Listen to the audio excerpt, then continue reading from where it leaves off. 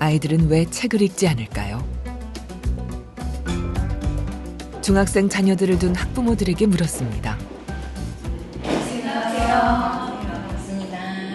아이들이 엄마 숙제해야 돼 이거가 먼저 나오니까 학원 숙제를 해야 되는 게 일단 애들은 그게 뭐 1순위라 생각을 하는 것 같아요. 진짜 과제 끝내고 나면 11시, 12시 인 거예요. 독서를 하라고 할 수가 없어. 부모 그러니까. 입장에서는 전혀 없다라고 볼 수는 없을 것 같아요. 그러니까 일부러라도 시간을 조금 내는 게 중요성은 알겠어. 독서를 읽었는데 막상 독후감 쓰면 나쁘지는 않아. 근데 이게 시험 문제하고는 크게 애가 대입을 못하니까 당장의 어떤 결과치를 맞아요. 내기 위한 독서가 아니니까 그쵸. 꾸준히 지켜보는 수밖에 없을 것 같아요. 그러니까 좋은 건 알지만 중요하다는 것도 알지만 병행하는 게 어렵다. 네. 너무 어렵다. 초등학교 때 70권이 훌쩍 넘었던 연간 독서량은 중학교에 가며 3분의 1 이하로 뚝 떨어지는데 아이들이 책을 읽지 않은 이유로 꼽은 첫 번째 답변은 공부 때문에 시간이 없어서입니다. 책을 좋아하긴 하는데 많이 읽지는 못합니다.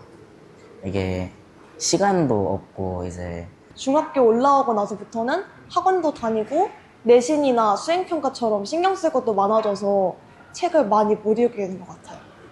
저는 아직 막 중요성을 느끼긴 해도 막 그 정도는 잘 모르겠어서.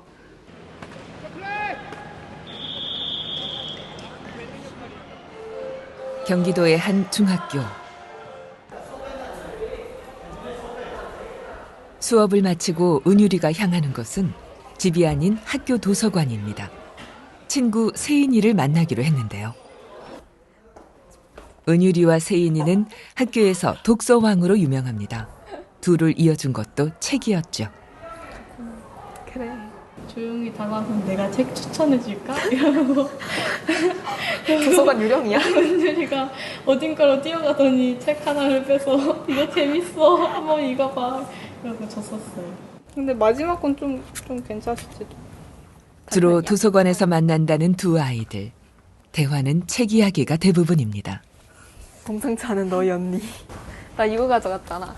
너 그거 가져왔어? 어. 재밌어? 아니, 뭔가 내 스타일일 것 같아서 가져갔는데 아직 못 읽었어. 시간이 안 났거든. 슬슬 학업에 부담을 느낄 시기지만 은유리의 독서량은 줄지 않습니다. 지난해 도서관에서 대출한 책은 무려 228권. 세인이 역시 학년이 올라가도 다독하는 습관은 이어지고 있습니다. 지난해 도서관에서 187권의 책을 빌렸죠. 이 정도 책은 그 자기 전에 막 몰래 읽는데 이런 단편집이나 별로 기대 안 되는 책 같은 거는 숙제하다가 중간중간 읽고 그래요. 아, 엄마 몰래? 네. 저도 엄마 몰래 밤에 몰래 불 넌 켜고 걸리면 죽는 거 있는데 아니냐? 사실 엄마는 이미 알고 있는데 그냥 모른 척 해주시는 것도 있고 성적이 오른다는 거 알고 있긴 한데 굳이 부정하면서 책이 훨씬 더 도움이 될 거야 하면서 책을 읽긴 해요. 그거 거짓말이야. 공부해. 아니야. 어려서부터 꾸준히 책을 읽어온 은유리와 세인이. 독서로 길러진 자신의 강점은 무엇이라고 생각할까요? 수학 문제 같은 것들은 문제 글이 되게 많잖아요. 되게 많은 거 8줄까지도 본 적이 있고 해서 예전에는 그런 거 보면 이게 뭐지? 이러면서 다시 한 번 더 읽고 한 적이 많았는데 요즘은 그냥 아 오케이 이해했어 하고 바로 문제를 풀고 해요. 뭔가 지어내는 걸 잘해요. 이런 말 하기 좀 그런데 예전에 도덕 수행 평가 같은 걸 볼 때 내 준비를 하나도 안 해와서 거기서 바로 썼는데 다 지어내서 A+ 받았어요. 우리가 글을 잘 이해하고 말을 잘 이해한다는 거는 단순히 해석의 수준을 넘어야 되거든요. 그럼 어디까지 넘어가냐면 추론의 영역까지 가야 돼요. 독서를 많이 한 친구들은 물어보는 순간 이미 물어보는 사람의 의도, 숨겨진 의미 이런 것들을 판단해서 빨리 이해를 하고 추론을 하고 예측을 하고 거기에 대해서 이제 그 단계를 넘어서서 나의 생각이나 이해, 감상을 대답을 할 수 있는 거예요.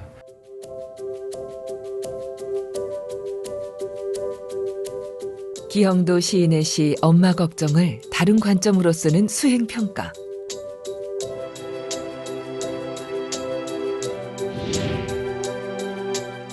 은유리는 화자를 비로 바꿔 비의 걱정이라는 시를 썼습니다.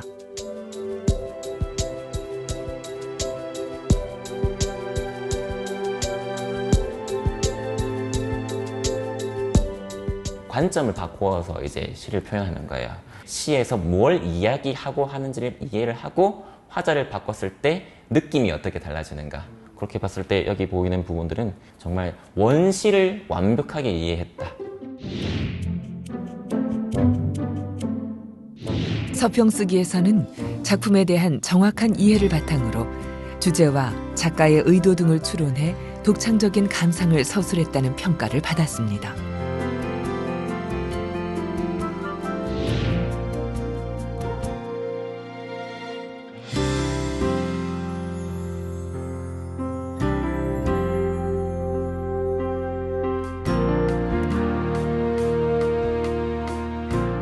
아이들이 이제 수행을 했는데 못했다 이런 경우가 아니라 보통은 시간이 부족합니다. 뭘 어떻게 해야 될지 모른다거나 그게 가장이 많아요. 그래서 점수를 못 받는 경우가 많은데 이제 독서를 많이 한 친구, 특히 은율 학생 같은 경우는 그런 경우는 거의 없죠.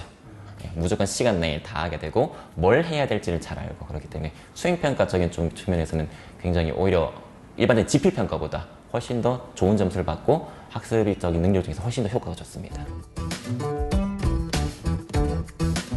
두 딸을 사교육 대신 독서로 서울대와 카이스트에 보내고 그 경험을 담아 책을 쓴 이미향 씨. 그녀의 독서 전략은 무엇이었을까요?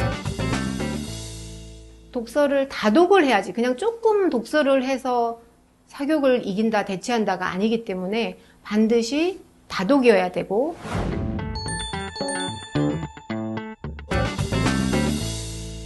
해리포터를 너무 좋아하고 영화로도 보고 한글책으로도 봤어요. 그랬을 때 영어책으로 보니까 이미 장면이 다 돌아다니니까 모르는 단어가 있어도 쑥쑥쑥 읽거든요. 빠져서 몇 번을 읽어요. 모의고사나 수능 수준, 지문 수준을 보고 해리포터를 보면 해리포터가 훨씬 더 긴 문장에 더 고급 문장이고 어렵거든요. 그러면 입시 안에서 영어 때문에 고민할 일은 최소화가 되겠다. 국어 같은 경우는 독서하고 가장 그 효과가 연결된 밀접한 과목이거든요. 그래서 다독을 했다 그러면 국어는 저절로 나오는 부분인데 중요 과목 두 과목이 그렇게 독서로 해결이 된다는 건 여유도 많고 그것 때문에 고3 때까지 여유롭게 뭐 태권도도 할 수 있었던 계기가 됐고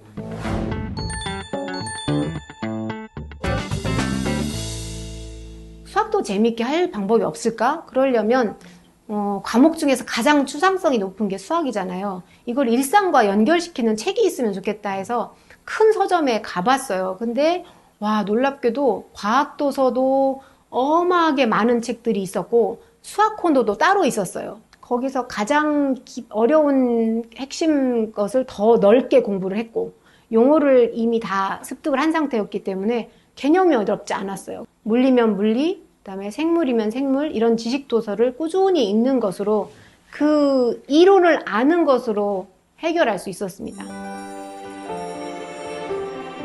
대치동과 함께 사교육 1번지로 꼽히는 목동에 살면서 불안한 날들도 많았습니다. 하지만 어느 순간부터 높아진 아이들의 학습 능력이 독서의 힘을 증명해주고 있었고 더 이상 흔들리지 않고 소신 있게 나아갈 수 있었죠. 충분히 계획적이고 다독을 했다면 사교육을 이길 정도까지는 모르겠지만 사교육만큼은 한다. 그리고 또 사교육보다 조금 더 못하더라도 저는 할 용의가 있어요. 왜냐하면 인생을 이렇게 풍요롭게 살게 하는데 어린 시절을 이게 만들어주잖아요. 책은 여전히 앞으로도 계속 이 두 아이들의 친구가 될 것 같아서 엄마를 대신해주는 느낌 이런 것도 있어요. 어떤 길을 가야 되는지 알려주는 지침이 될 것 같습니다.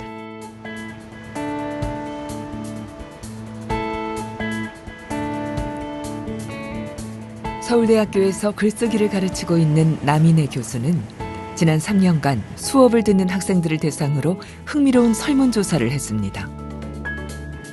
그러니까 그 전부터 책에 관련된 설문을 조사를 좀 많이 해서 제 혼자 보려고 조사를 했었는데 물어봤다가 깜짝 놀랐어요. 초등학교 때 책을 많이 읽었다라고 대답한 인원이 항상 70% 언저리로 나오더라고요. 10명 중에서 7명이 초등학교 때 다독을 한 어린이였다는 거야? 굉장한데? 라는 생각이 좀 들었어요. 뿐만 아니라 중학생 때는 80%가, 고등학생 때는 65%가 책을 읽었다고 답했습니다. 그렇다면 독서는 학습에 어떤 영향을 줬을까요? 초중 고교 시절 꾸준히 책을 읽었다는 서울대학교 학생들 4명이 모였습니다. 앉아볼까? 학창 시절 독서를 통해 얻은 것은 무엇인지 함께 이야기를 나눠봤습니다. 나를 공부를 잘하게 만든 건 이거야. 나를 서울대로 오게 해준 거는 이거야. 다시 말해서 고득점 비법을 내놔. 그러면 누구부터 이렇게 좀 가는 게? 저는 그때 당시에 되게 방해가 됐다고 생각을 했어요. 내가 책을 한 권 더 읽는 것보다 시험 문제를 하나 더 맞추고 점수를 하나 더 올려서 등급을 하나 더 올리는 게 사실 좋은 학교를 가기 위해서는 그게 전략상으로 맞다라고 저는 생각을 했었거든요. 지금 와서 보니까 그게 결국에는 다 그런 토대를 쌓는 과정이었구나. 저는 몰입을 좀 잘했던 편인 것 같아요. 다른 친구들이 막 이렇게 떠들고 뭐 하고 할 때 저는 그래도 책을 붙들고 제일 집중을 하고 있었던 것 같고 그 이제 기저에 뭐가 있는가를 생각을 해보면은 독서가 있었던 것 같아요. 제 공부에서 제일 중요한 건 체화라는 단어였습니다. 내 몸에 익히는 거. 그리고 그걸 가장 잘 만들어줄 수 있었던 거는 상상력이었던 것 같아요. 그거를 잘할 수 있게 만들어준 밑바탕이 저는 소설책이었어요.